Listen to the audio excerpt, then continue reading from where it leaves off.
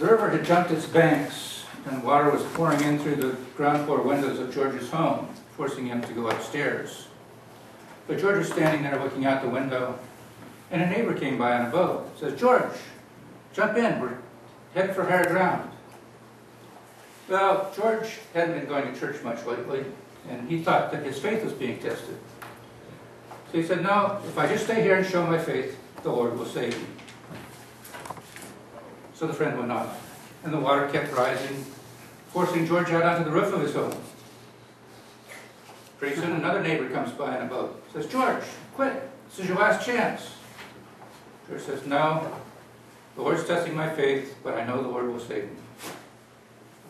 The water continued to rise, and George is up on the very peak of his roof, standing there, the water's lapping at his toes. And the sheriff's rescue boat comes by and said, "Sir, you have to get on board. We're evacuating everyone." He says, "No, I cannot fail this test. The Lord will save me."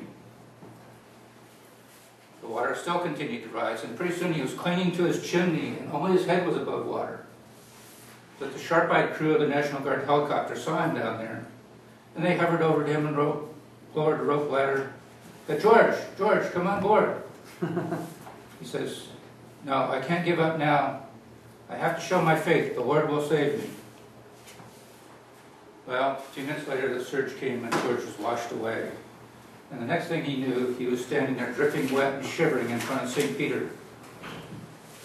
He says, "I don't understand it. I never gave up faith. How could the Lord let me down this way?" St. Peter says, "You idiot, he sent you 3 boats and a helicopter."